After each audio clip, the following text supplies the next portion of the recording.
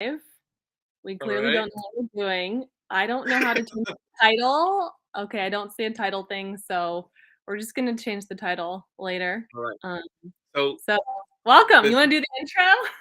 yeah, but this is our first live. Mhm. Okay, we are not. This is not editing anything. This is going straight to all YouTube, the raw cut. platforms. Okay, Yes. good. Odyssey and okay. All right. Well, let's do this then. So welcome everyone. We're going to be doing a live, and I'll just do what we normally do, which is the intro and who we are, and where you can find us. Welcome to What's Left, a weekly political discussion challenging the mainstream left. I'm Eduardo Barca, co-host, teacher, and socialist. Oops, Andy Lipson is not with us. Sorry, he He's on is in vacation. Iceland on his very belated anniversary honeymoon that he was supposed to be on. So he is not with us.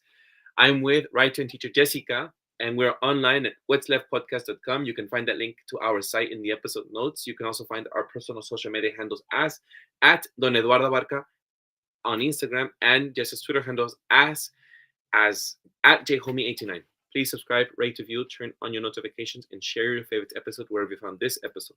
Thank you. All right. So it's just Jessica and myself, Eduardo, and we'll be discussing a topic that I think got detoured in many directions because even though we dedicated 2 episodes to this topic, we're going to be discussing trans issues, and specifically discussing a particular documentary that I that came up on my feed, and I shared with Jess, and I asked her if she was interested in reviewing this documentary with me, called Affirmation Generation, and uh, and this time we'll delve into areas that we did not delve into in the last 2 episodes that we'll have links to. And if we don't have it this week, we'll eventually have the links to those episodes, or you can always find it on our channel or on podcast. You'll see Transgenderism Part 1 and then Part 2. And we'll be delving into an area that I don't think we gave much attention to in the last episodes, did we, Jess? No, and now that we've gotten rid of Andy, I'm excited to. It'll be good. How did you come across the documentary? I'm just curious. So, yeah, so let's, I guess, so I feel like I just want to have a casual conversation without Yes. feeling, all right, good. Because otherwise I get too nervous. I guess for me, ever since we discussed the trans issue, I have been looking into Jennifer Bielik, if I'm not mistaken by her last name. I'm always terrible with last names that are No, maybe you not got as it common. All right, good. And I've just been listening to her as well as other. It's funny, even as I say her, I'm thinking, is that her preferred? Maybe I should say Jennifer instead of saying her. But this is what I've been trained to do, and we'll discuss that further. But I was, Avoid all pronouns.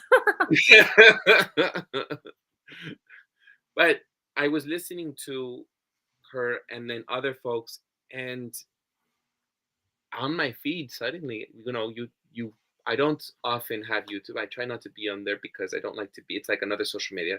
I only go there when I'm like super stressed and I need to distract myself.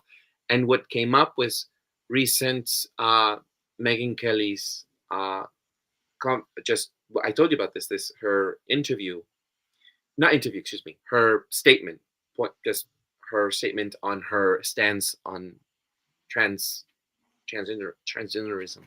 Yeah. And she We'll link stated, it. We'll link it after this is like uploaded and everything. right then and there that she was not going to use those pronouns or avoid them entirely, and be very respectful to those that she does encounter who do identify as such, self-identify as women. And she didn't say it like that, but I don't remember how she said it. The point is, she said, I'm going to stick up for women, for girls, because I have children, and I'm going to stick up for my daughter. And I have been talking and in conversation. She said she feels almost as an activist now with other women who have been shunned or persecuted, or I'm thinking of Kellie-Jay King in New Zealand, who she interviewed, and I also saw that interview. And then she had another interview with folks from this documentary called Affirmation Generation. And I stopped the interview and I thought, I'm not going to listen to the interview. I'm going to watch the documentary. And I messaged Jess and I said, hey, uh, look, what's this? And we had a discussion. Said, and I said, do you want, we can discuss it since we're exploring topics for this week. And Jess was like, let's do it. Right, Jess? Yeah. And I just want to note, this documentary, so it's pretty new, like very new, as I understand it. And I was looking at their website, and it looks like they actually changed the title of the film. So just in case people are looking for it, it was called Affirmation Generation, and it's now called No Way Back: The Reality of Gender Affirming Care.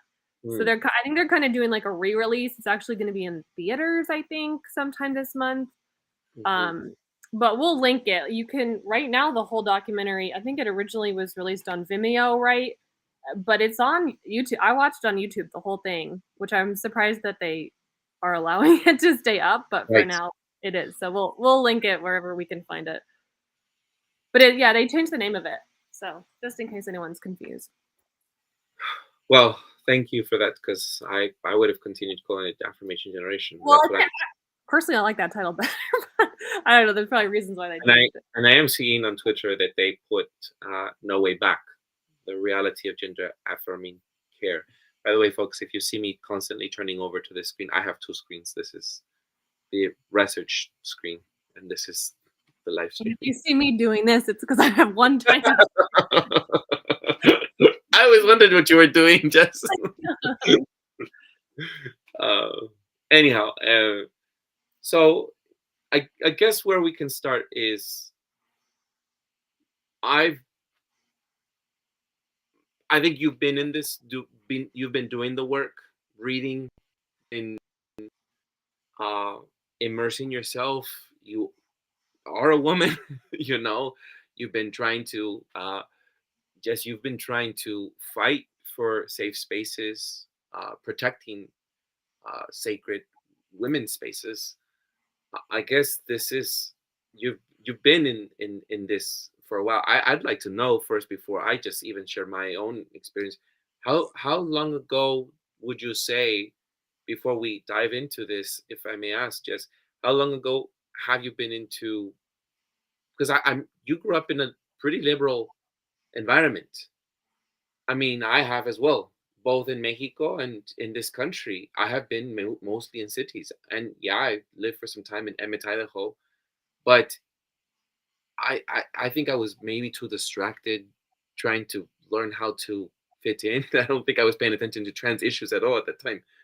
I was just aware of it in SF, but no one was talking about it in small Emmett, Idaho.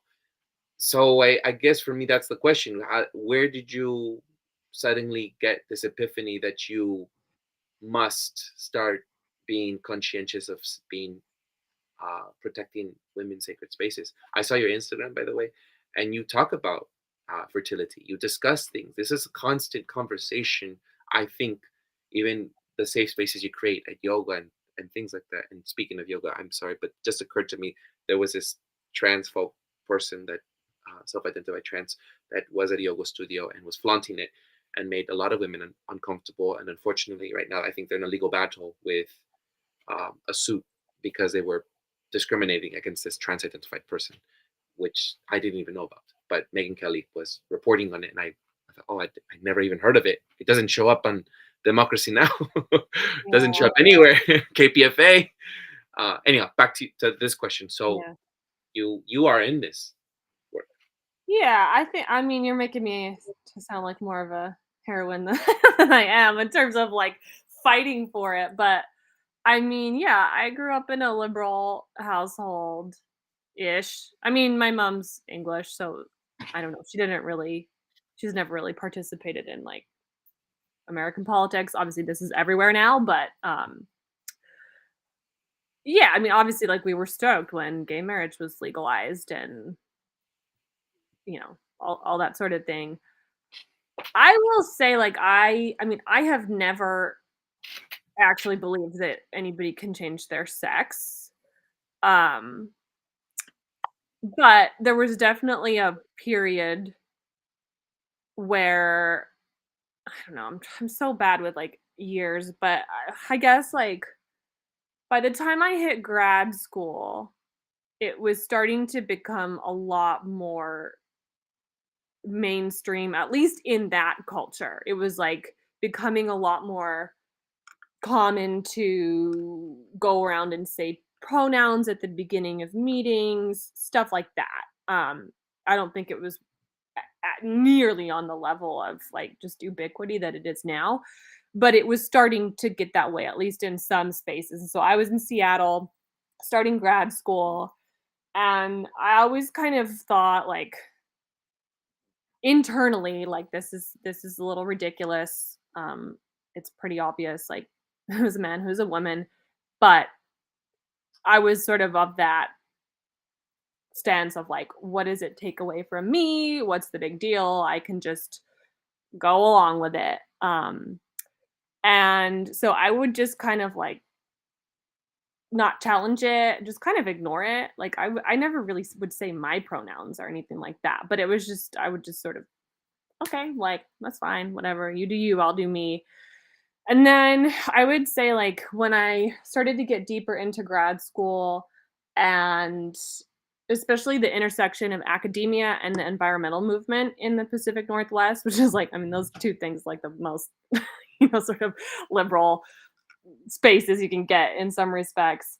It started to get like much more institutionalized. I don't know if my like where I went to grad school, like actually ever required that you like put pronouns in a email signature or like say it at the beginning of meetings, but it was like starting to become more expected. And so I would say there was maybe like 1 or 2 years um in like the late 2000 teens or mid 2000 teens where I participated in it. And like when I would teach a class, I remember I taught like an environmental humanities class and like I was like, okay, I'm gonna do this on the first day. And I like politely asked people like, okay, and what are your pronouns? And I remember just internally thinking like there was like this one student who was like sort of a like very, very masculine, like just like beard. He sort of had that like lumberjack like style, like very, very clearly a man.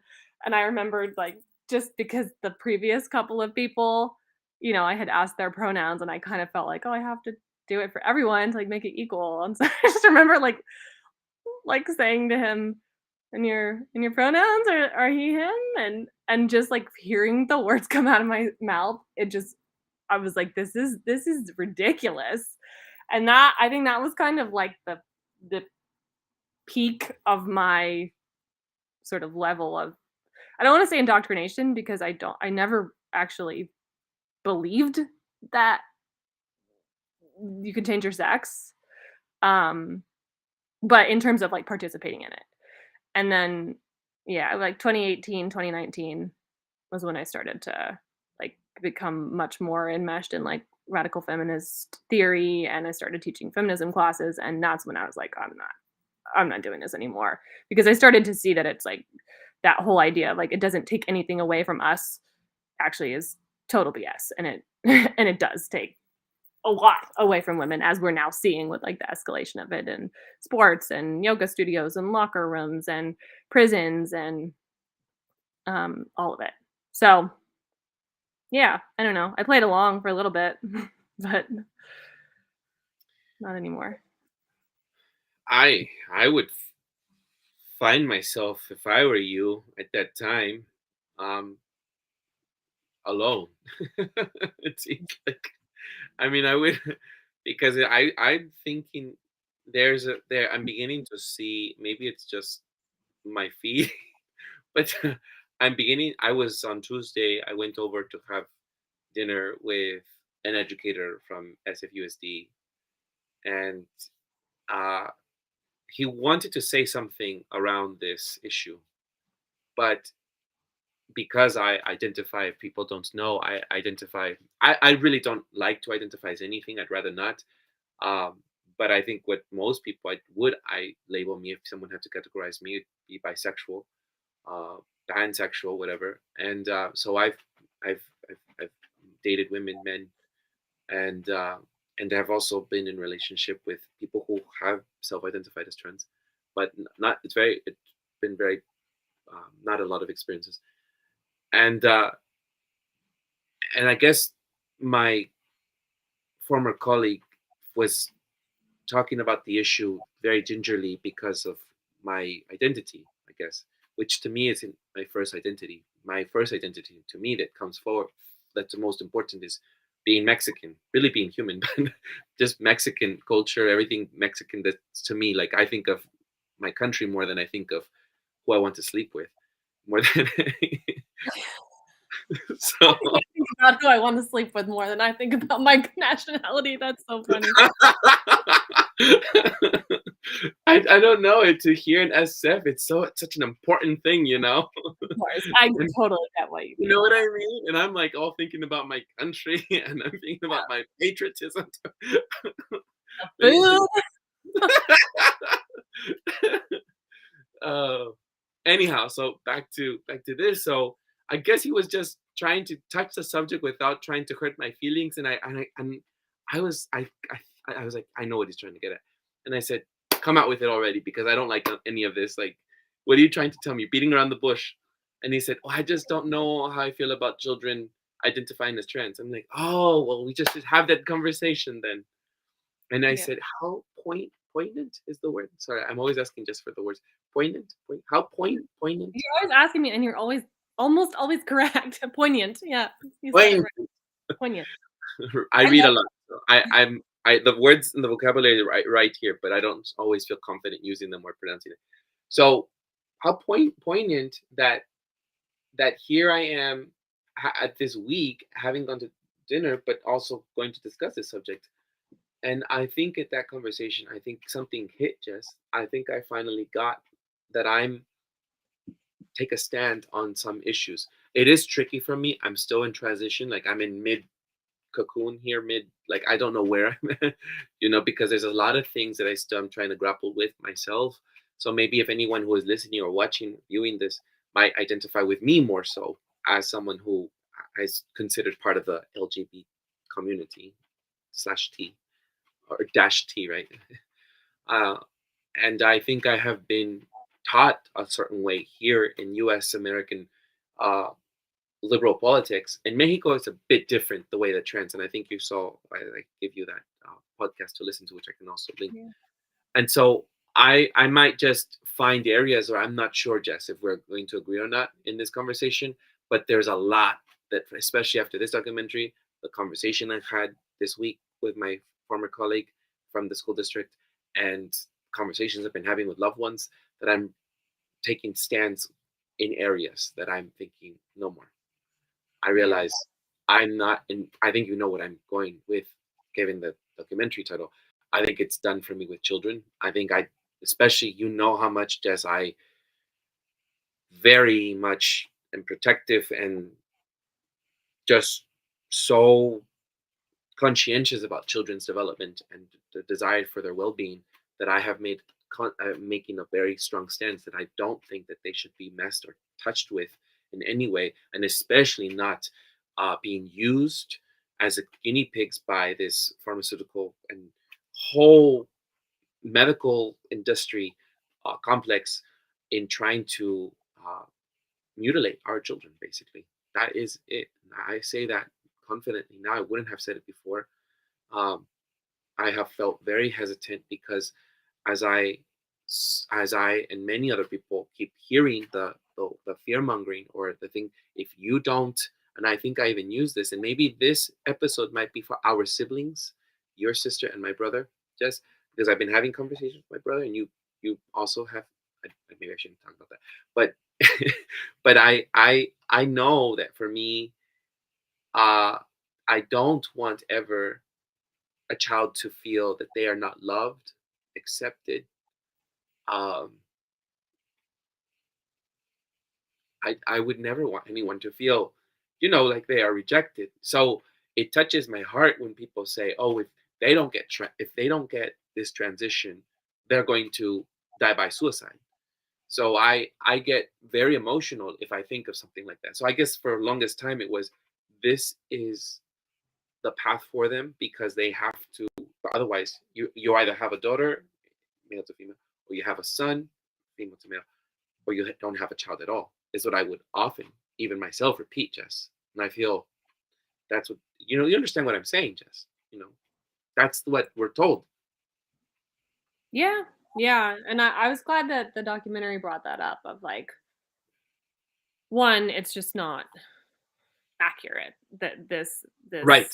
notion And then, that if you don't affirm, especially somebody really young, but just in general, if you don't affirm somebody's um temporary or long-term understanding of their own like gender identity, that they're going to commit suicide. It's not backed by research. In fact, a lot of times when people are medicalized, the depression increases for right, not everybody, but for some of them. Their suicide risk can even increase in some cases. Obviously, there's serious health risks and consequences with that, which we can get into. But yeah, I mean, there's a lot of parallels with the fear mongering that we've talked about on the show with other areas like vaccines, right? The idea that like if you don't vaccinate your baby, like you're killing them, you're killing your baby, or you're risking that they're going to die. Or if you don't get a vaccine, literally killing people. That kind of language it's like everywhere now, not just in this area. And then like the whole sort of words are violence. Like I've been told that on I don't know how many occasions now, that like my opinions on this issue and my stances and my refusal to participate in like pronouns, for example, is like literally violence, um, which is just not it's just not true. right. I understand like I actually really empathize with your friend that you were describing, like being really kind of hesitant to like talk openly about this issue, because I mean, I still struggle with that sometimes, of feeling like, well, but I'm nice. I want to be liked. I don't want anyone to feel like I disrespect them or hate them, God forbid. Like that's not no, like it's not a personal thing. Um and that's why I often will, like when this issue comes up, like that's why Jennifer Billick, for example, is like one of the first people that I always encourage people to check out, because it's not about like demonizing individual, especially young people. Like I completely understand why so many people are confused and why so many people are seeking out, whether it's just like social quote unquote transition or medical transition.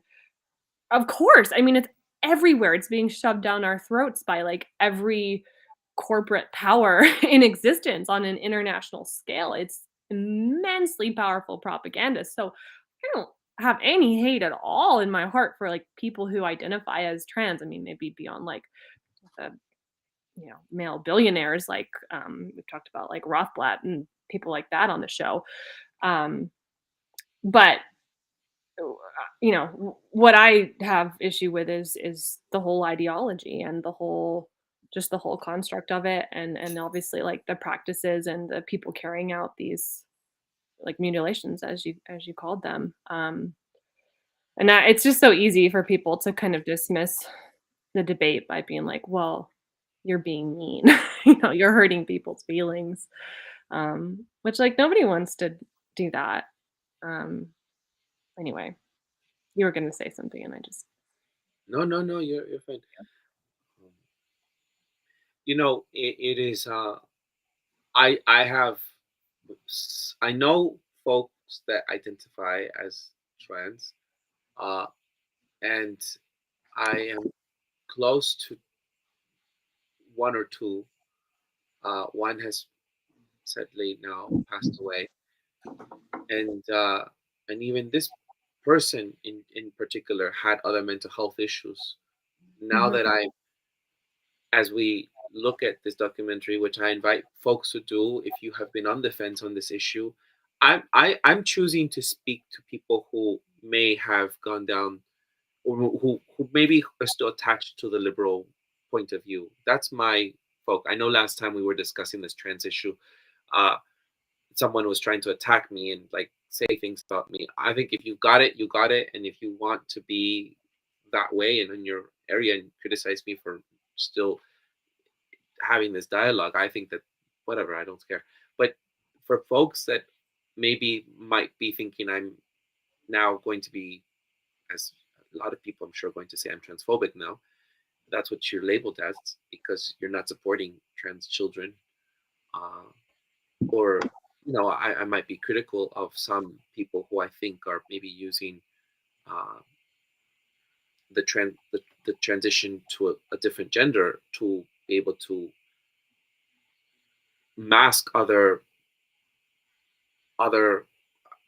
comorbidities. Is it how you say it? Or other things that they might have, for example, if they have eating disorder or if they have other mental health issues, and masking those things with saying it's just this issue, I have gender dysphoria and I want to just change. I think, as I have also been watching the debate with Angel Buck, who is or does identify as a trans man, biologically woman. I'm probably going to be attacked for that, but they say that there is a small percentage of people who do need to have that transition for themselves, and I don't think it at the level that we're seeing today. Just I'm beginning to think that, well, it's bad. Maybe I'm just catching up, and I apologize. But this social media obviously affects you in so many ways. I didn't know, and just by watching this documentary, that children, because they are either, especially women, are so pushed to believe that they are either to be a Kardashian or they're nothing. And if they're nothing, maybe they are not in the right body. And if they're not in the right body, then maybe they need to change it. When I liked how Megyn Kelly said it, and we'll link to that when she talked about this, the tent for women are so vast. It's so big to encompass butchy women, very feminine women, and everything in between. And whether you're a voluptuous of the type voluptuous body, or whether you are skinny, or whether you're masculine, or whether you are feminine, or whether you have long hair or short hair, whatever, to be comfortable in your skin and your body is the greatest self-empowered thing one can do, and not think that one should change it. Uh, that's what I really took away with this. How much people need to find ways to find themselves, discover who they are.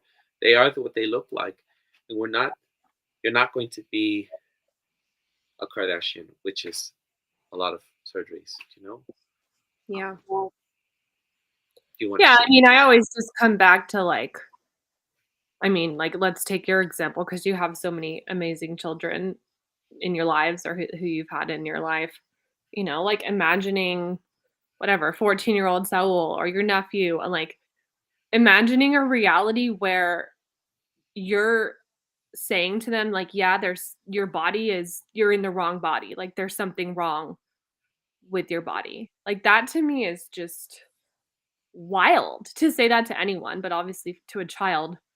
Um, who feels uncomfortable in their own skin and like I mean look at the world, like of course 12, 13, 14-year-old boys and girls, but especially girls, like of course they want to be somebody else. I mean I wanted to be somebody else when I was 13. It's really hard to be that age, and now like you said, I think it's harder today even than just 10, 20, 30 years ago. And that, I mean, it's not a coincidence. Like the documentary talks about it's like several 1,000% increase in young girls identifying as boys. Um, that I mean, that's an insane stat. Like that's not like, oh yes, it's a more accepting society. Like several 1,000% increase, and to have it flip with the genders too, where it used to be that um, the very, very small percentage of people who had, and maybe we can get into like this idea of like true trans or like true gender dysphoria that actually lasts like, but the majority of them were flipped, right? And now it's girls identifying as boys, like as if we can just sort of opt out of girlhood or womanhood. Um, yeah, it's really sad.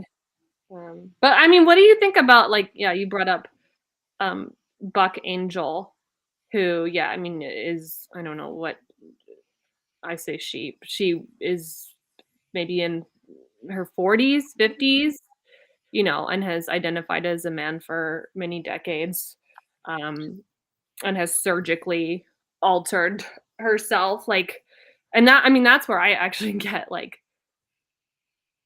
more like extreme kind of pushback, is because I don't understand the differentiation that people like Megyn Kelly and J.K. Rowling and Abigail Schreier and a lot of these women who have been kind of speaking up on this issue against medicalizing children, against like the sort of like mainstreaming of this agenda, but who still maintain like, okay, there's this really small percentage of people who like are true transgender or transsexuals, um, and that they're somehow like legitimate, but then all of these other cases aren't. And I find that to be a really, I don't know.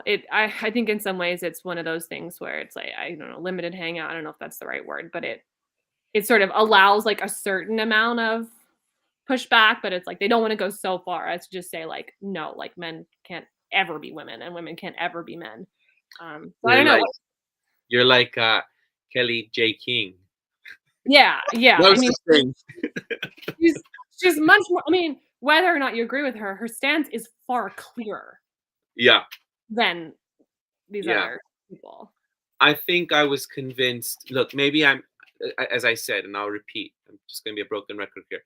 I think that these are moving issues for me. So I'm not sure if I'm finding my footing around this. So forgive me, anyone listening. You said this, or now you're saying this, or whatever. I'm learning here. So I think for me, where I stand with Megyn Kelly and who else said it, Abigail.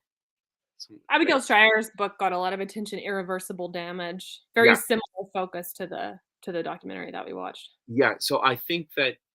She was in Uh, it, actually. There was a clip of her talking. oh, I didn't put the face to it, but I was washing dishes and watching it at the same No worries. time, and on two speed. But I've watched it like twice because on two speed. Because, uh, well, I think I'll take Buck Angel's position. There are maybe some people will who experience not, but or maybe I don't know if I'm conflating both, but dysmorphic corporal body issue. Mhm. I know one young person in particular who I've former student who has been in conversation with me um, when they turned 18 and began going to school and stuff. They contacted me through social media and said, you were always a great inspiration for me, etc. And we stayed in contact. And over time, I've been helping this person with their mental health. And I do a lot of check-ins. I do a lot of check-ins with my former students. And this person has had dysmorphic. What is it? I think it's not body dysmorphic disorder. That I think that, Mhm. yeah, and believed that they were shaped differently and could not go out and was hiding and could not even go out to dinner or do anything outside and was locked up basically all the time at home. Even when I myself would try to go visit them here in SF, they wouldn't even go out to see me because they kept in the conversation. They kept thinking about what the way I was perceiving them and their body, which I was thinking none such thing. I was actually trying to come up with questions of like how can we play a game or something, or thinking of something entirely different, and they kept obsessing over their body and what they projected, thinking what I was thinking of. Do you understand? Like thinking what I was thinking about them, and that's not true. And what I'm saying by this is, I think in this struggle with this person, I believe even just this is my small glimpse into this world, that there might be more people this way that are completely dysmorphic and just do not accept the way they look at all. And they may not ever be able to accept the way they look. And that means, as well as presenting as feminine, whatever this in costume of what they think a woman should look like or a man should look like, they're just not going to be comfortable. They need to be into this costume in order to feel comfortable with themselves. I believe it's very rare. And I was trying to look up some. I'm no medical person, but I do think there are some people just that who like people who need to take surgeries. We think of Michael Jackson, who could just never be comfortable in the way they looked. And that might be the same for some people. They'll never be comfortable with the way they look. And changing the way they look exteriorly to make themselves happy and to be comfortable and to not die by suicide is just maybe what they need to do to live. And I'm not saying that that's correct. That's great. I'm not saying that's healthy. I'm just saying maybe that's what they, and I think that's what even Buck Angel thinks about themselves. They think, well, I am never going to be happy in that way. And this is my mental health disorder. And I think Buck Angel says as well, yeah, this is performative. That's fine to me. That's fine. And you can consider me biologically woman because I am. I am a biological, doesn't deny being biological woman, and says, I'm just comfortable in this as you want to state in this costume. Yeah, I mean, I know some people find it to be a really distasteful comparison, but I'm gonna bring it up anyway, is like, would we be okay with a white person deciding that they feel more comfortable in blackface? And there have been instances of this where people appropriate another race, and Yeah. funnily enough, like, I think I've brought this up before in these conversations, but, like, race actually, I'm not condoning that, obviously, it's absurd, but race actually is a spectrum, more of a spectrum than sex. So I don't know. I guess I And certainly go ahead. Go ahead. no, go ahead, Jess. No, you go ahead. Yeah, go ahead, go ahead. Sorry, I there was a delay. Sorry. No, it's fine. I want to hear your response though, because I was gonna go in a different direction, but let me just pause there. You brought this up in the last conversation we had with Andy, and I have thought about it since. And I think it's not correct for people trying to appropriate things or to make fun of or to try to switch because of it's convenient. But there are people who I would assume, I can't remember besides Rachel Dolezal, who is very famous for doing so, but other someone's, There's that British guy who thinks he's Korean and he's had like all these different surgeries because he identifies as Korean, like facial, no, just it's like, I never seen that one. oh, whoa. There, well, there are other people. I was listening to this book on Trevor Noah's experience, his memoir, because I have a book club that I attend to, and today And this that's week. one thing. We're live, Jess. We're live. I know, I know. Uh, and so I was thinking about. I was just thinking about what Trevor Noah was discussing in South Africa, where people who are light skinned are considered white, and how they act white in that society against real Africans or people who are from native or because they're colored, because they're black, they're mixed and they're considered white, and so they perform as white people. They have privileges and stuff. And so I was thinking about this, and I think that even then there might be people who, yeah, that might just identify that. And I'm not saying it's right or wrong. I'm simply saying it might be a mental something. I don't know if I want to use a disorder, but something. That brings up such an interesting question, and to me, such a it brings up an aspect of transgender ideology that is so convoluted and hypocritical to me, because it's like, okay, if you say people who identify as transgender have a mental illness, like they're sick in their mind, that is considered like a pretty offensive statement nowadays, I I think. didn't say it like that, but yeah, yes. Right? Yeah, I'm not well, I'm not saying that that's necessarily the case, but that's not like PC. That's not a good like no, accepted position, and yet we're treating this, and like a lot of these individuals, or at least like trans rights activists, are not only like asking for these medicalized surgeries and hormones and stuff to be accessible and accepted, but also that there should be covered by insurance, right? So it is like gender dysphoria is, it's in the DSM, and it's being treated as if it is some sort of medical problem. And so to me, it's like such a clash. It's like, well, if there's nothing wrong with you, why do you need these medical interventions? Or if there is something wrong with you and it is a mental disorder or illness or syndrome or whatever, then why are we not treating it in the way that we treat other mental, well, I'm not saying that mental health care is great in this country, right? Like there is a lot of pharma shoved down people's throats, but like we're not even treating it like that, like, depression or um anorexia, right, which is like a body dysmorphia. Like we don't affirm that, like, oh, you think you're fat, like, yes, you're so fat, let's refer to you as a fat person, and let's affirm. Like we would never do that. So it's confusing to me from the sort of right. medical perspective. Yeah. I mean, Yeah, there are other examples. The only other examples I can think of where we're treating something medically when there's supposedly nothing wrong, like supposedly it's like a healthy person, and we're medicalizing them. The only other examples I can think of are vaccines, right? Which is a medical intervention given to people who are healthy for the most part. Um, Birth control, which I have major problems with. Um,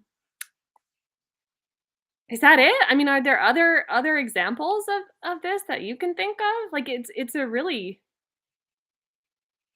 I mean, lobotomies I think was brought up in the film, right? As I mean, it's like obviously they're not doing that to my knowledge anymore, but it's just like I'm confused. Like, is we're affirming something that's like a psychological problem? Like, is it a mental condition? Is it not a mental condition?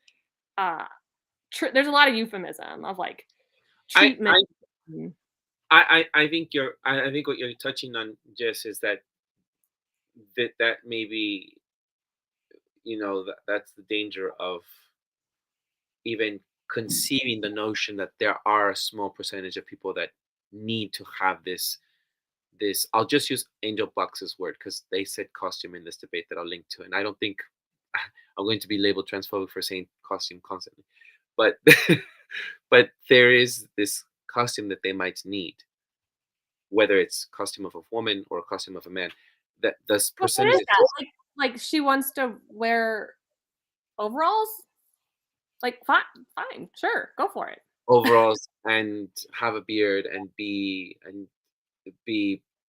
presentable as a male. And most people, when you look over, think immediately male instead of female, right? Like that's optically as close as possible to looking like me than looking Mm. like you. And so the small percentage of people that I think that are in that very dire, very far out need to have this way of being. I think that I don't know, Jess. For me, I think I don't mind making a little room in society for them. And is, as Kellie-Jay King said, maybe they don't have to be in the women's space. Maybe they'll just have their own space. She Like, said, but would you? I mean, would you like? I have a huge problem with like the idea of like a costume. I know this isn't this is just Right. patriarchy, Exactly. right? It's like, oh, like a dress and lipstick, that's woman costume.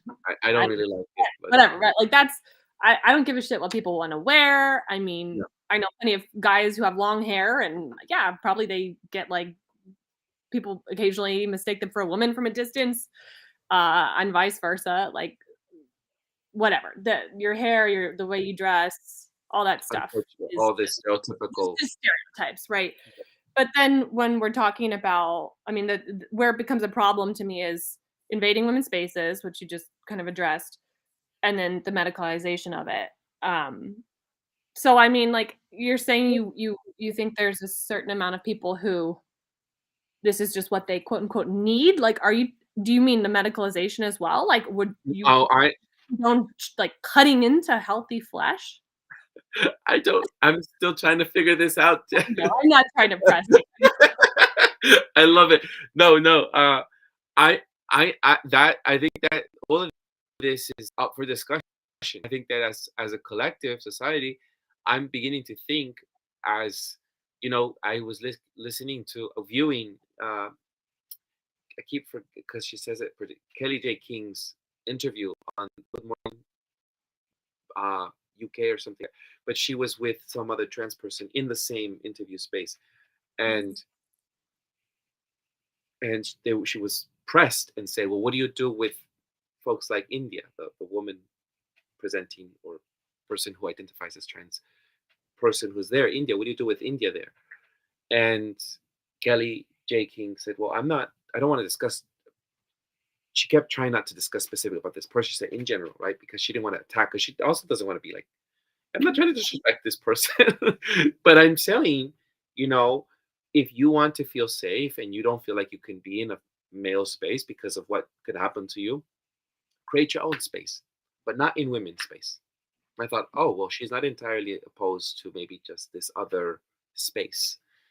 And she still obviously does not think that you can be a woman any other way. There's no such thing. You're just man or woman.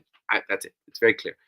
But she said, but if you do feel unsafe, create your own space. Don't invade our space as women.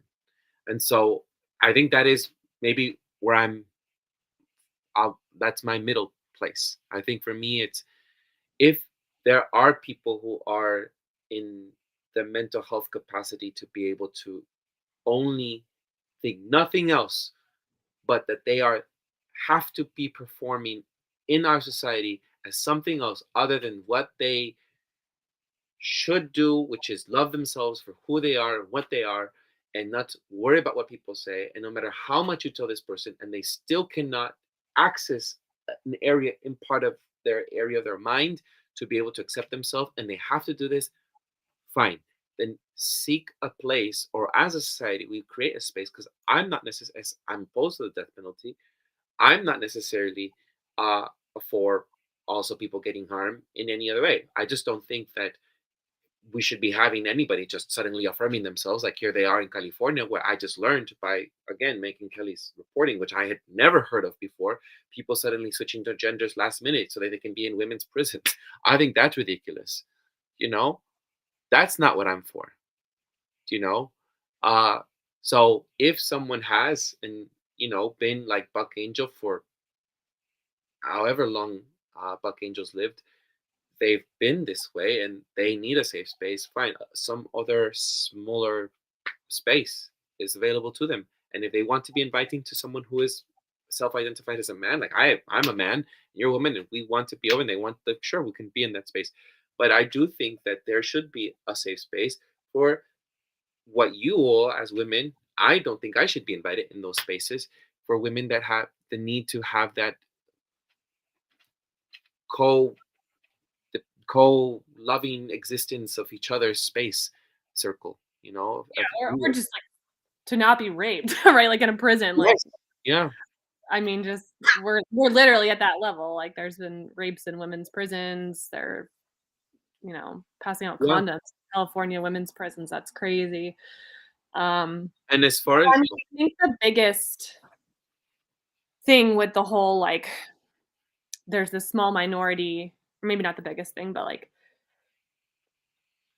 I I don't know. I mean, I guess there's always going to be exceptions, but it seems to me like a big part of this ideology is not just the like self-expression, but the need to be like, affirmed, like the need to have other people need quote unquote to have other people participate in your fantasy. And so I mean I just wonder, like, even in that hypothetical scenario where like you create all these like third spaces, which I'm not really for that, because I think it sidesteps the issue. And I mean it's not safe for, I mean, many men who consider themselves men to even be in a male prison, right? I mean, we could go into the whole problems with, the incarceration system and all of that, just as like one example.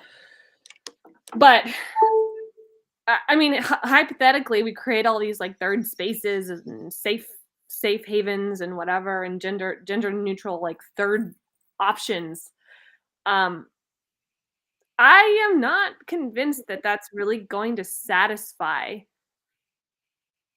even the like true trans quote unquote people who really think like really, I don't know what Book Angel like actually thinks. I mean, I've seen, I don't know, like, I don't know, she creates pornography and sells Well, that's merch where with I like disagree. Yeah, I man don't.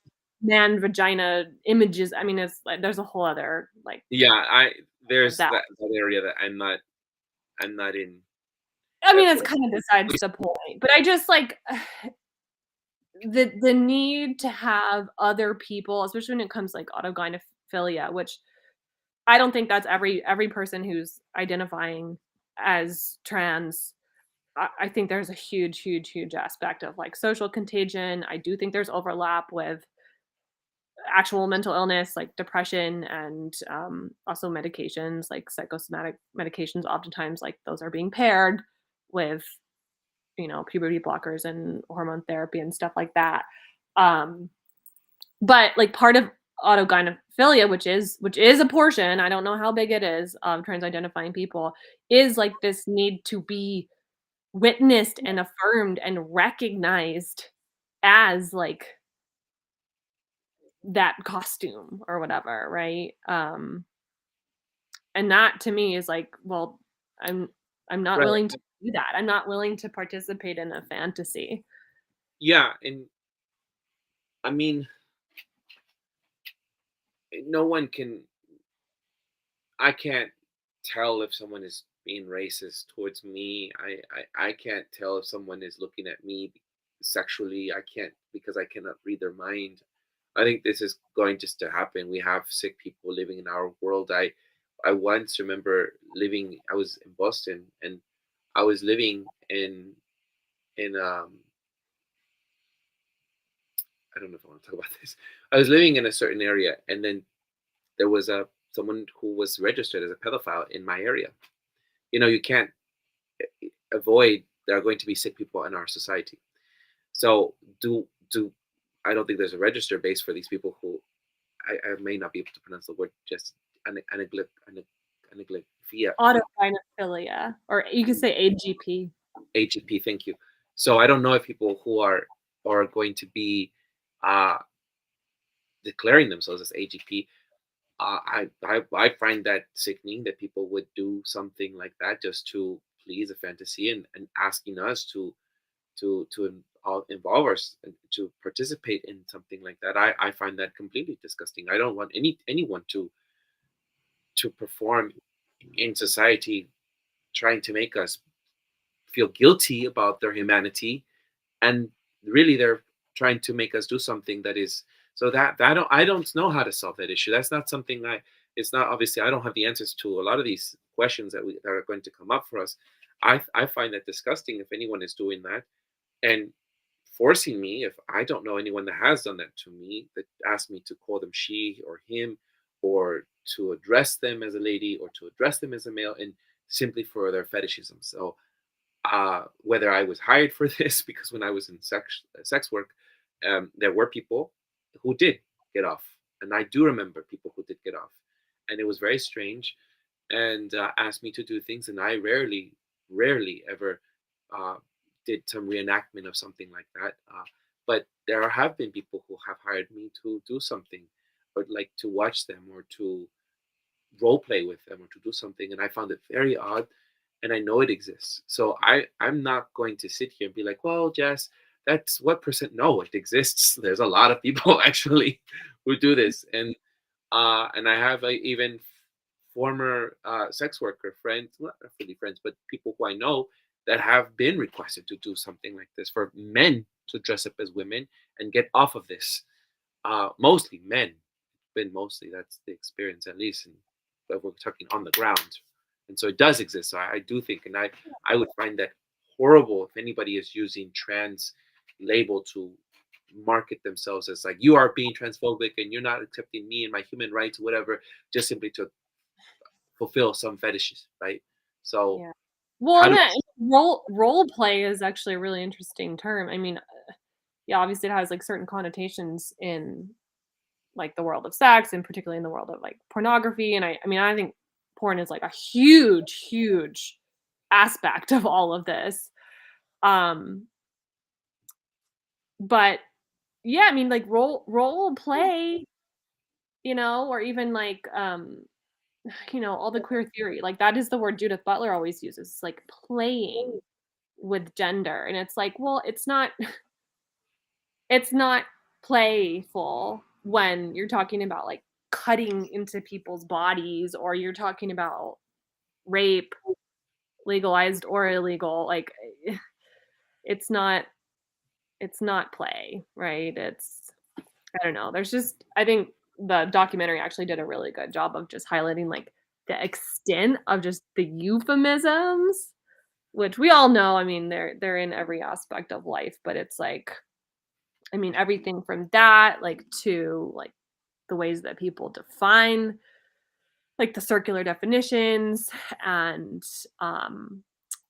every like treatment, care, uh top surgery, that means a double mastectomy, right? Like is one thing that they pointed out. Um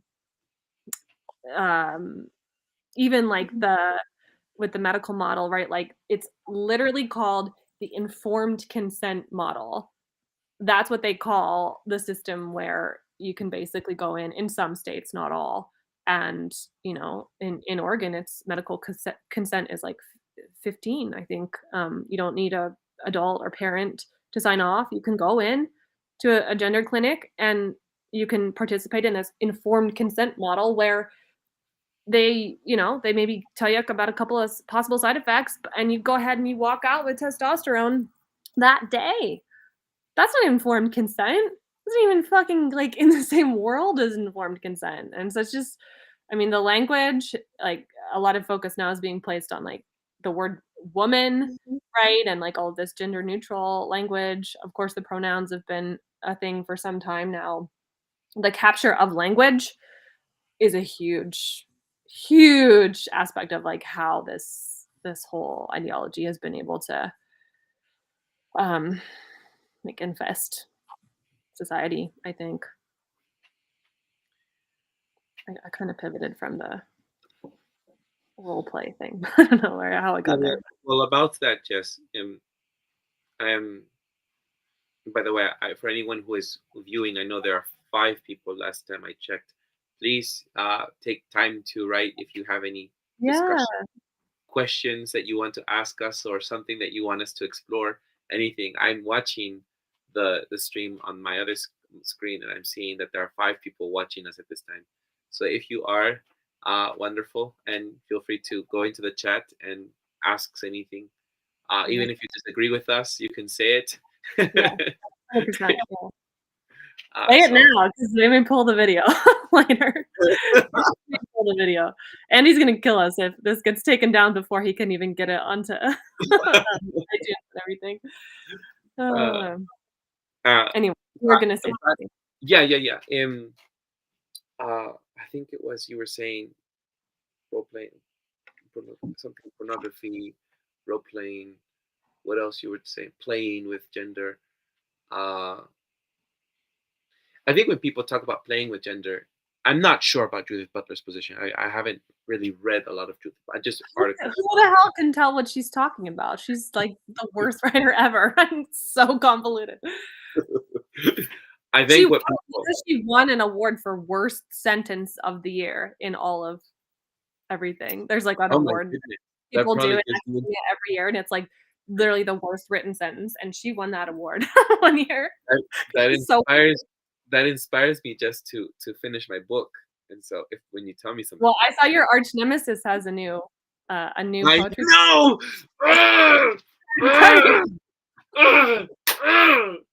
Jessica. I'm okay saying this live, and I'll look back on this. Say who it is that you're speaking about. Ocean. How do you say his last name? Vuong? Vuong. Vuong? Yeah, well, I don't know how to pronounce the last name, but yeah, Ocean Vuong. So we're the same age. Wonderful, brilliant writer, talented.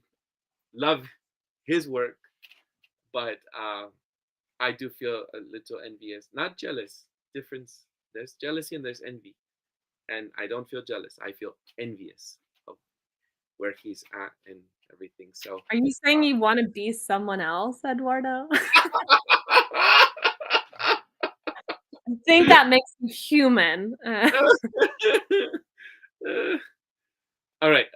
So back to the topic. So yes, I also saw that manuscript. I was super pissed. So they said I got an email from I get offered like free books and stuff because people want me to adopt it for my classes, like to teach. And I got like an email about that, and I was like, I'm gonna say yes, I want it, and then I'm gonna send it to you. But you know what? They were only offering me ebook version, not hard copy. And I was like, that's not gonna work for me. I need the hard copy. So apparently you have to pay for that. Now it's all just digital. So I skipped. All right. I was going to say traitor. I was gonna send it to you for your birthday. All right, back to gender. Yes. So just tell me if there's a delay because I see that I'm having some streaming connection issues. So forgive me. Anyhow, yeah.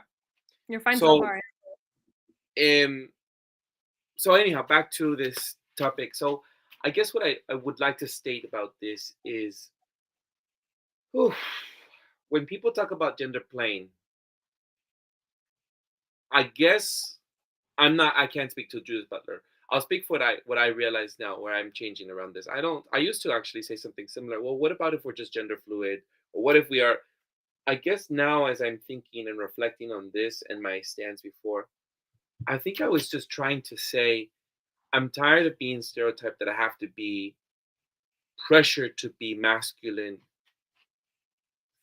as what's stereotypically thought of to be masculine, which is to have muscles, to look super attractive with a beard, or to look, and I hated being boxed as a male growing up, thinking that that's what I have to look like, just, and that, I may not look it now, but if people saw my pictures from before, I was considered before. This was what the gay community has said to me. I never think of myself this way. I hate these labels, but some Latino twink, where I was very skinny. I didn't have the masculine, like even now, if people see it, like I don't grow a full beard as I would love to. And so I would just shave it because it would be spotty, and I had long curls before, and I used to be very thin, and it was very feminine looking, and I wished I had actually strong muscles, because that's what I was told I should have. I wished I was taller. I wish I had a very strong jaw line, but this is what I was told. I mean, you and I are pretty much of the same generation, Jess. So imagine going through MySpace, Facebook, Instagram, all these things where you are told to look that to be a man, or to be a woman, in your case, you have to look a particular way. And so by me saying what is gender and we should be gender fluid, I guess I was opening up the discussion for people to think about not boxing people in to look a particular way is what males look like. That's what I can't speak to Judith Butler, but that's what I guess I now reflecting back. That's what I was trying to say. Yeah. Now I Well, that realize. sounds very similar to, I don't want to speak for Andy, but that sounds very similar to kind of what he was describing when we were talking, whenever it was before, about like kind of feeling boxed in by being a man, like in society's eyes, which it's like, of course, like no wonder people want to like opt out of gender or sex. It's a horrible, like sick culture. But it's like we went the other way. Like instead of being like, no, like fuck these stereotypes. Like some men have big bushy beards, some men don't. Like they're still men, and that's awesome. They're both like, same thing with women. Like you sleep with women, you sleep with men, you have long hair, you have short hair.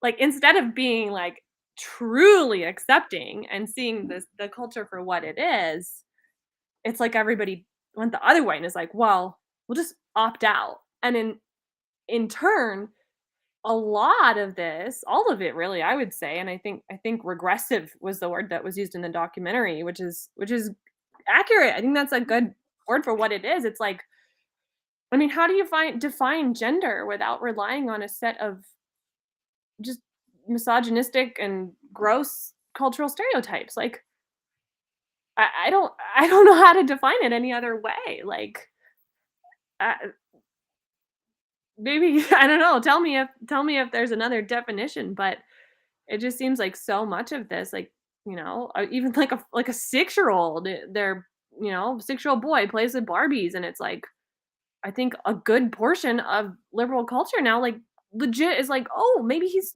trans, or maybe he's. It used to be like, oh, he's gay, and then maybe that's a problem in some, more conservative or like religious contexts, right? But now it's like, oh, well, he's playing with Barbies. Maybe he's not even a boy. Which is Jessica, when I was a kid, I played with sharks, dinosaurs, and Mhm. I played with what seemed a mermaid at Yeah. Barbie.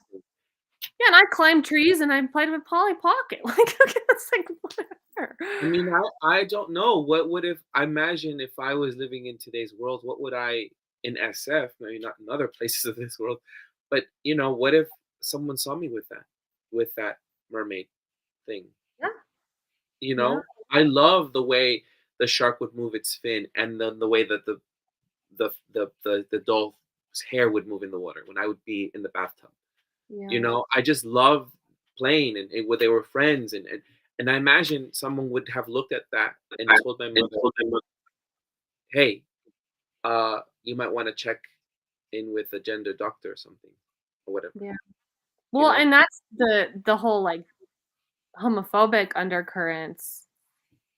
That's where that comes in too, of like, think about that. And Iran that I yeah, played. of like trans the gay away. It's like a lot of these young girls, I mean, some of them are just confused or they're participating in social contagion, but some of them probably, just are lesbians and or bisexual, right? And they're just expressing interest in a way that's like still, I mean, obviously we've come a little ways, but is still like gender non-conforming. Like it's still the baseline is you're going to be a heterosexual and you're going to grow up and sleep with men, and yeah, it's really fucked up, and it's gotten flipped, right, of like the whole like conversion camps, right, which is obviously a fucking like horrific thing that has even existed, that you would need to convert somebody from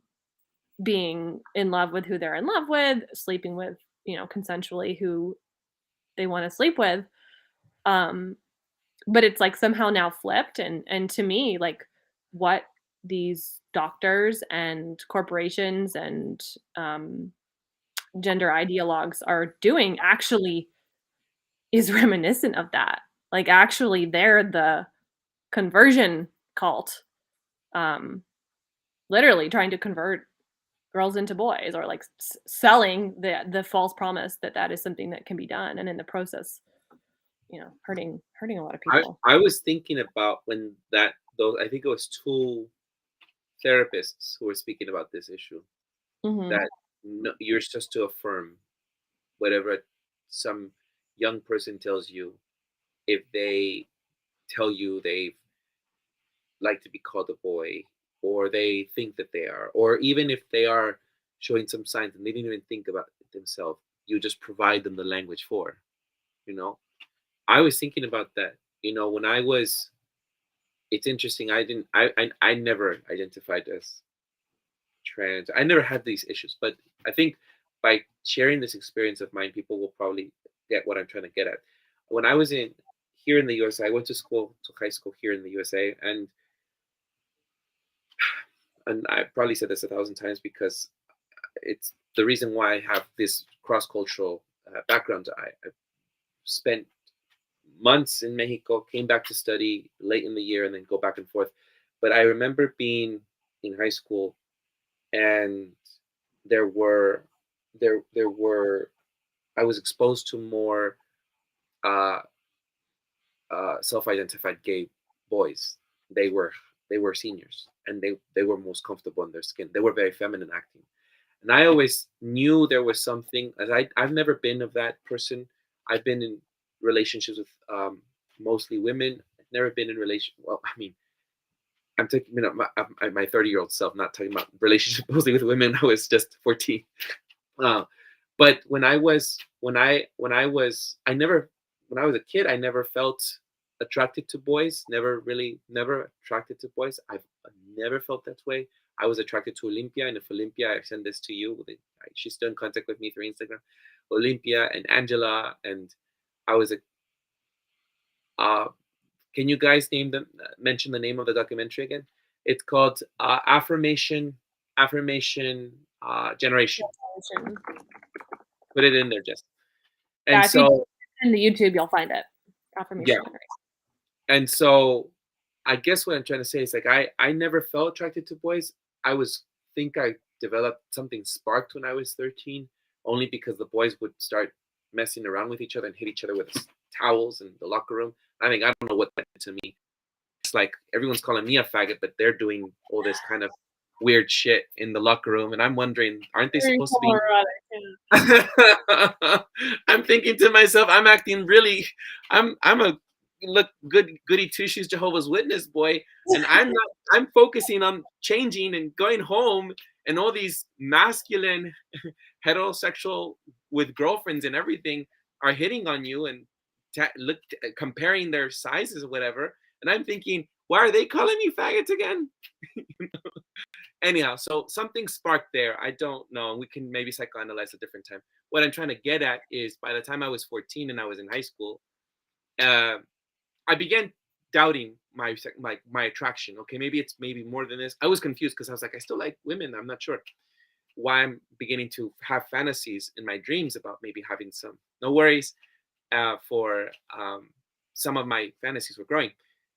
When I saw a nurse, because I went to the wellness center. This is what I want to get at. When I went to the wellness center and I was being paired up with a senior to be my mentor, and I felt uncomfortable, and I went to the wellness center, there was a nurse there. She took me into a room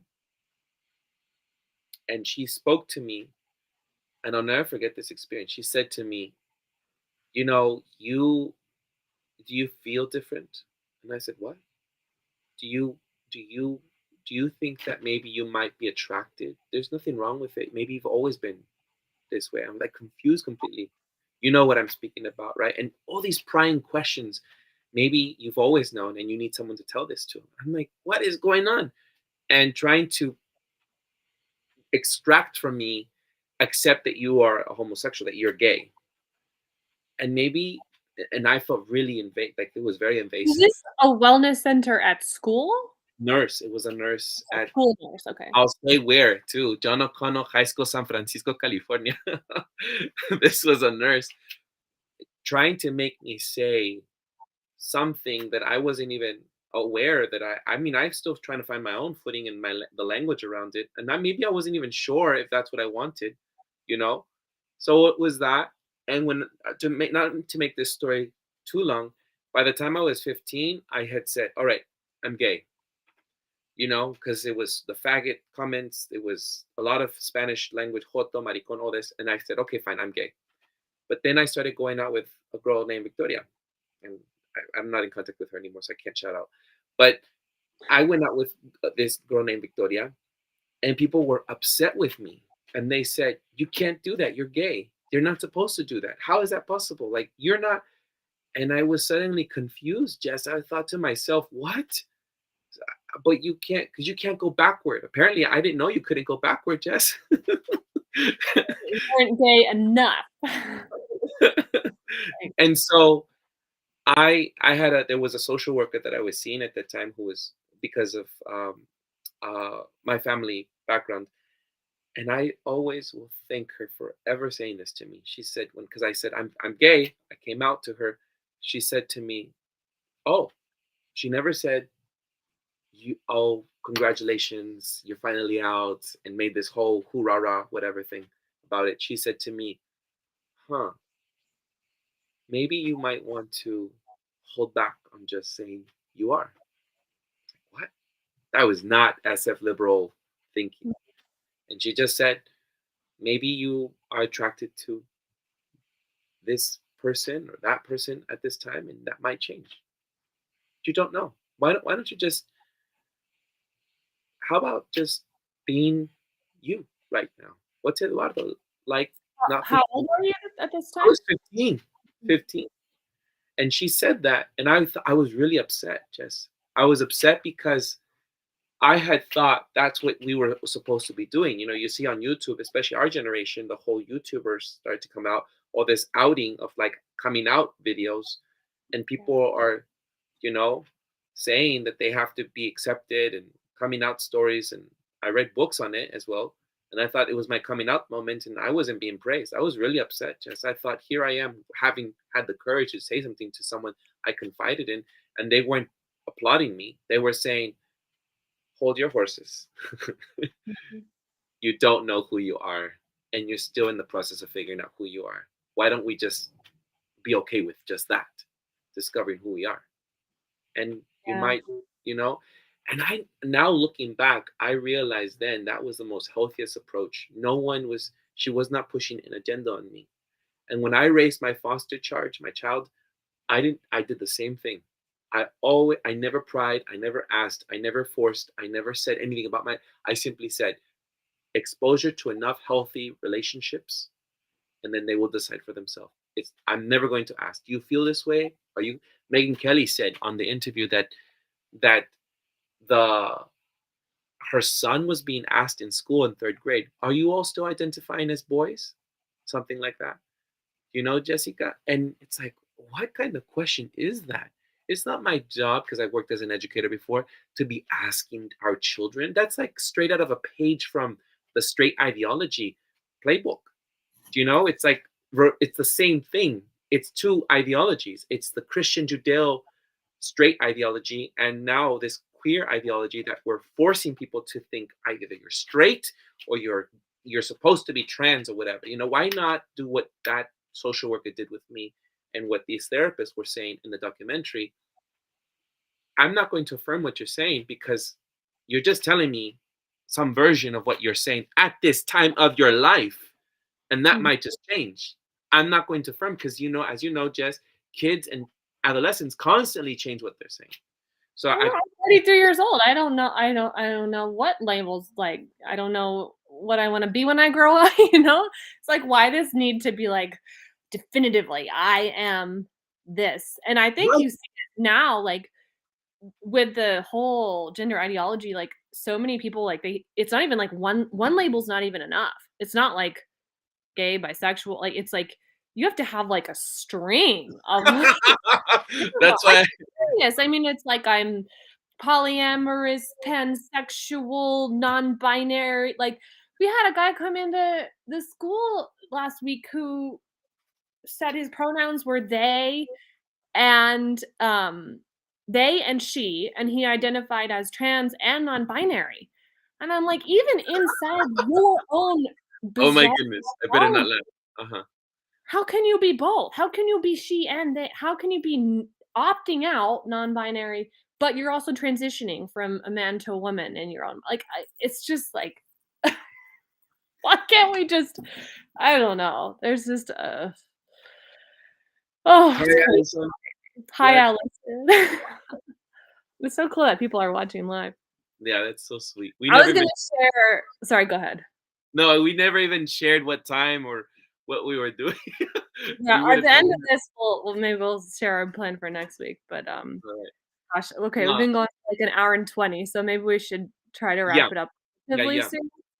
I was Yes, just yes. gonna share this is a little bit of a personal one too, but kinda back on, Go ahead. like, body image and just, making decisions, sometimes, like, irreversible decisions. So, yeah, a little bit personal, but so I actually had, breast implants. Mm, I don't have them anymore.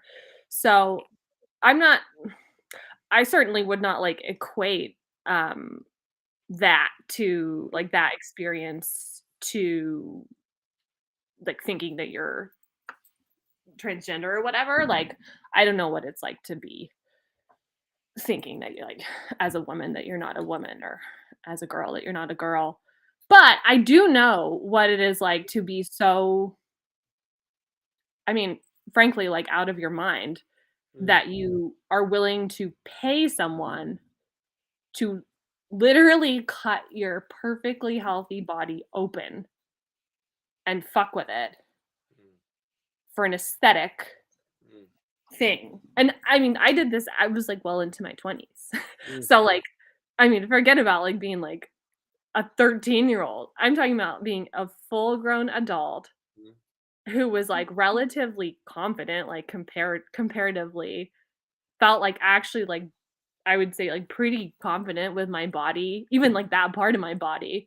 It wasn't even like, "Oh my god, like, I feel so uncomfortable." It was just like, I don't know, like, I just wanted to do this thing mm. and fucking went through with it, and I think there is a parallel there, just in the sense of, like, it took me a really long time to realize, like, how, like, played I was, like, by the culture. I mean, I certainly take responsibility, like, some responsibility in that choice, but, I mean, it's just, like it's crazy, like you were saying, like, you either like, you're supposed to be a Kardashian or you're supposed to be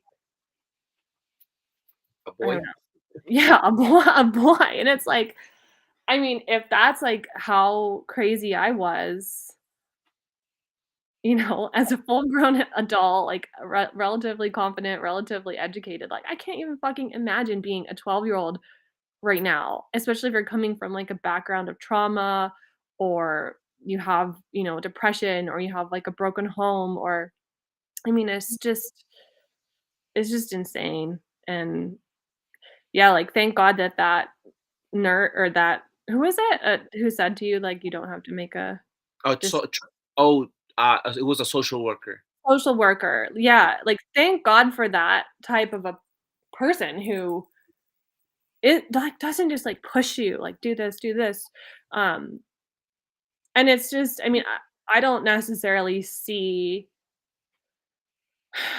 I mean, there's a spectrum of, like, intervention when it comes to the trans issue. Like, there are some people who just socially, quote, unquote, "transition," and that's as far as they ever go, like, they never actually do anything to their bodies. Um, the medical interventions, I think, just, like, take it to another level, and that, like, can't be undone, You can't Mm, unsterilize yourself, you can't, like, once you chop your breasts off, that's it. Like, I feel really lucky even that, like, I was able to I mean, you can't, like, completely reverse it, like, I'm always gonna have scars and stuff like that, but, like, at least I was able to get my shit together and, like, before it started affecting my health, I was able to remove them. Um, so anyway, I just wanted to share that as, like, I don't know, I think some people think, like, "God, you're just you know, you're such a bitch or whatever, like, you just don't understand what these people are going through, and yeah, I mean, to some extent, like, we all have our own unique journey, but Yeah, it's hard, like, growing up in this fucked up culture. I appreciate. Thank you. I mean, I'm not saying you should. I appreciate you always. We all, like the three of us, have brought ourselves personal life here onto what's left, even Andy, and I appreciate that. I think that this is a genuine conversation. I I I I think that this whole maddening thinking about our self bodies will continue thinking, even men with like penis size or height. It's the way that we have constructed what the perfect woman, perfect male is, that I think has led us on this path. That we're suddenly trying, children and adolescents, young people in general, are now thinking that they have to manipulate their bodies in order to achieve those things.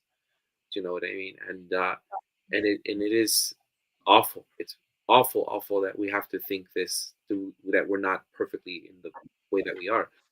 I want to hopefully tell all the kids and adolescents out there. I'm not sure if they listen to what's left, but if it stays on here somehow in the ether, that they are just as beautiful and how they are. And I don't ever want them to think that they aren't anything else. I think about the students that I used to teach and mentor, and I love them completely, and I want them to be loving themselves. And we all have our demons. What I'm not okay with, and here's where I think that we'll wrap up with this. If you want to find a different way to wrap up, just let me know.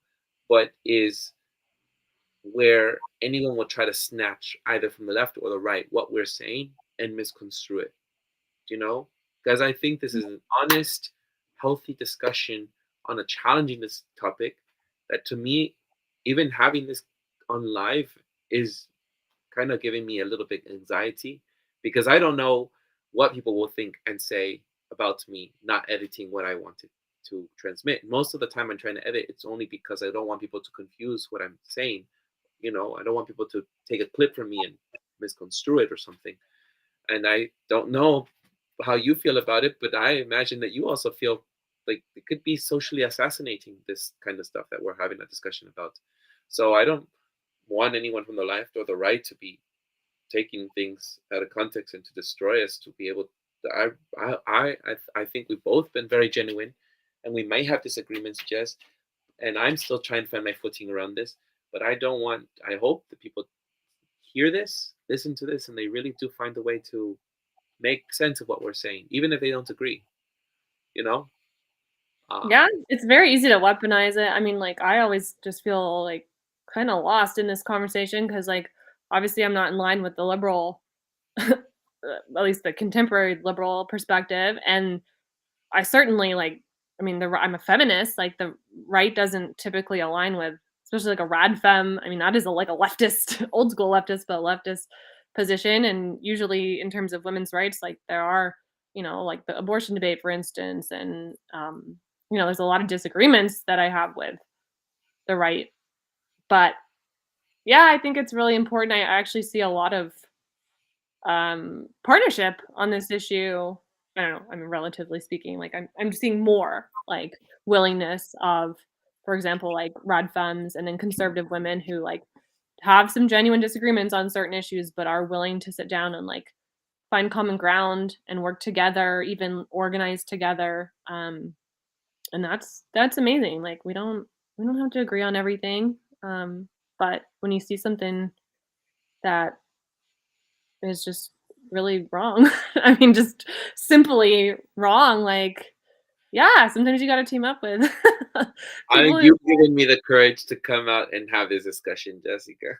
aw, well, same. Being honest, because I think you're, especially given the position where you're at and all the things that you're at stake, fighting for women's space and sanctity, I Mhm. forget what to say, Sanctity? Mhm.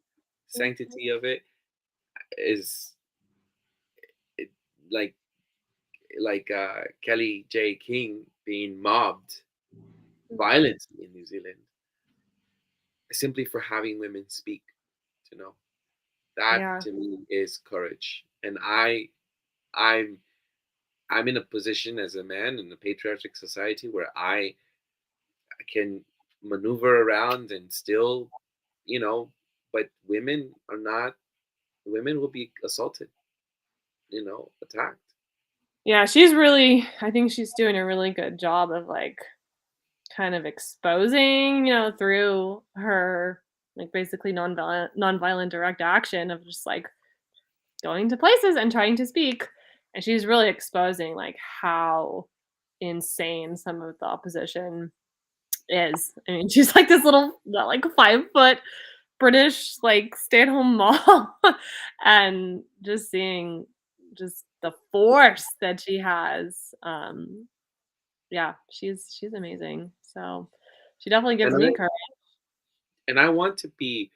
Uh, I hate the word ally because it's so co-opted and taken over. And But I co-opted, want yeah. to be an ally of women. I think of my time as sex work. I think that's what really spurred or made it or Yeah. Well, I triggered. consider you, but I don't know. I Yeah, want people this. to like.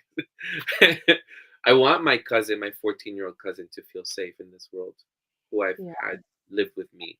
I want my goddaughter, my black goddaughter, who is here in the Bay Area, to feel safe wherever she's at, and I want my nephew not to be uh, told to doubt himself and just to think about playing, not to be thinking about more than that he should be doing, which is to play and figure those things out as he watches the world and sees for himself and reflects, and not someone imposing something onto him.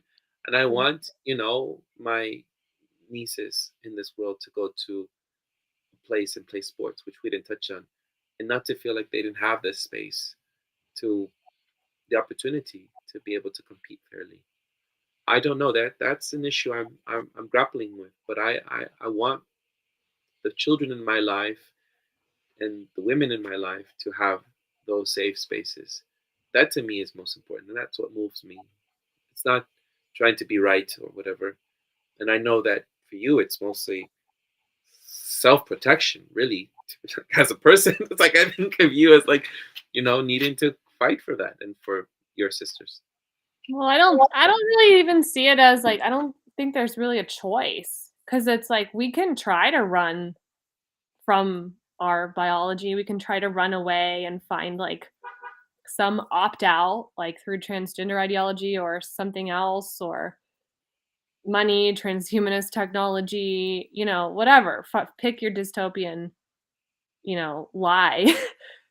But ultimately, like, if you want a safe world, if you want to actually live in a world where less people feel confused and like they want to be someone else and like they don't have the support that they need or like they're depressed and unhappy with their body and waking up like just not feeling excited to be alive and in the world, well then we have to embrace our like who we are as humans, which it includes our sex. It's one of the most fundamental things.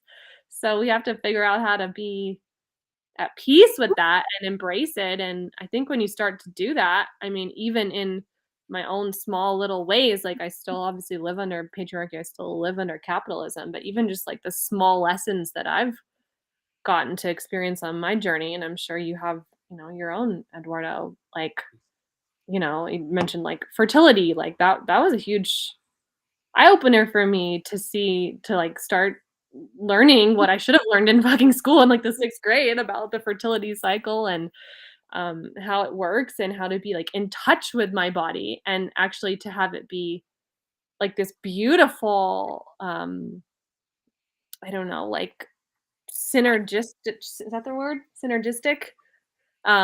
Like relationship to myself and some people make it a spiritual practice. Some people it's just sort of a self autonomy thing and it's but like however you want to embrace it. Like that's a power. There's huge power just in that. And now it's like this magical aspect of my life. It's not like some like burden or something that I need to like opt out of. It's a gift, and I just think our bodies are amazing. So how about we instill in our kids like how beautiful they are, and we try to nourish our bodies and yeah, like raise people to be healthy and happy, not trying to like escape themselves. Yeah.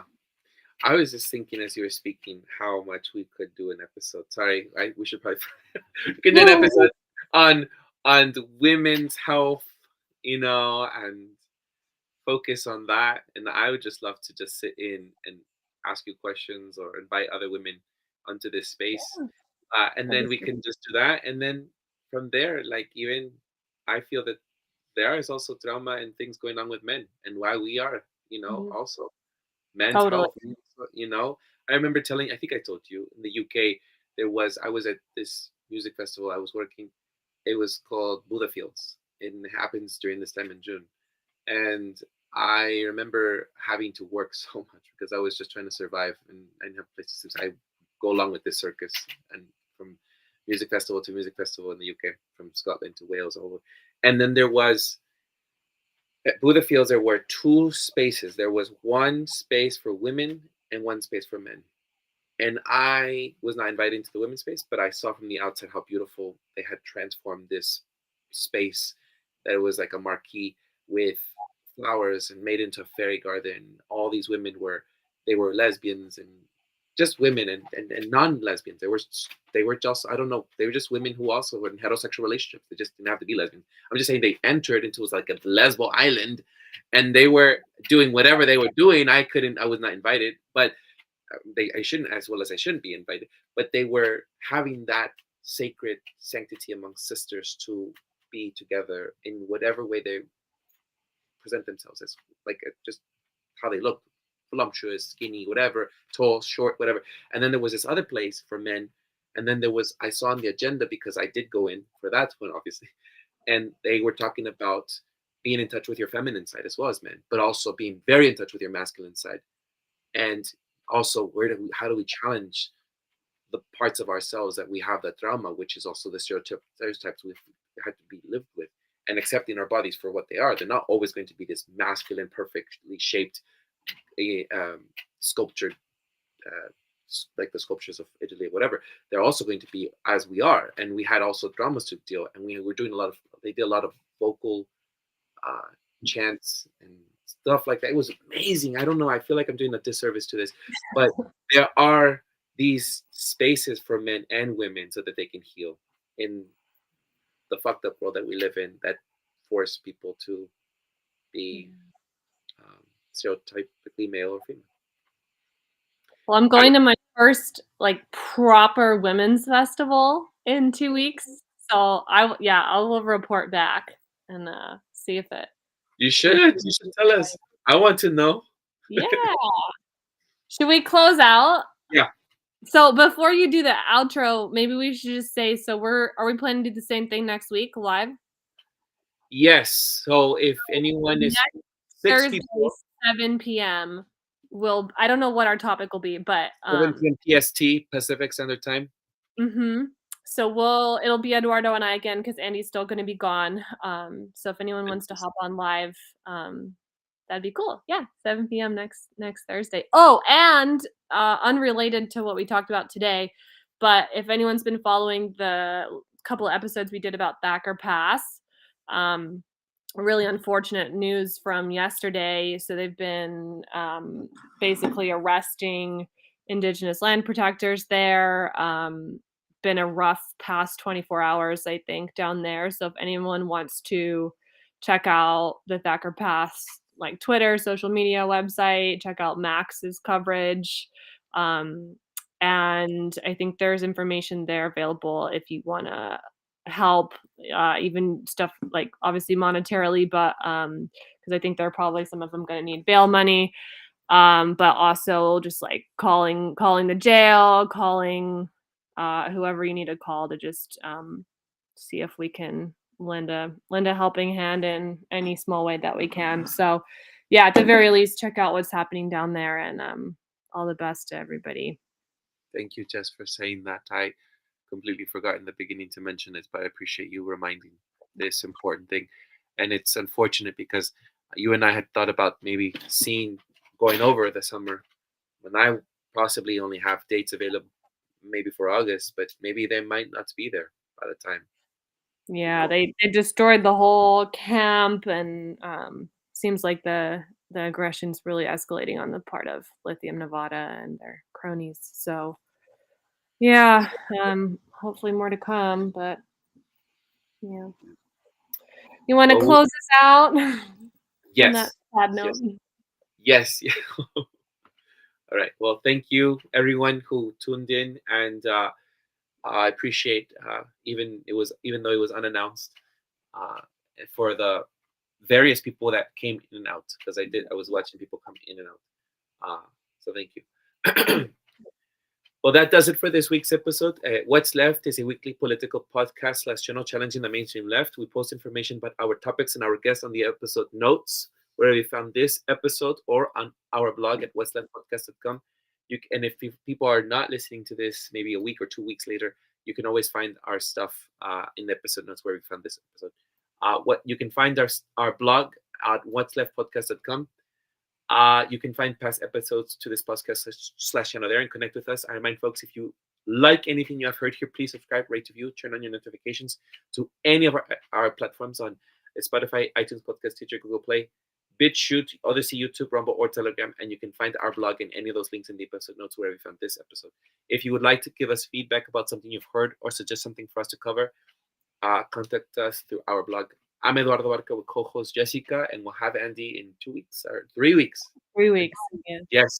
Thank you all very much. All right. See you next week.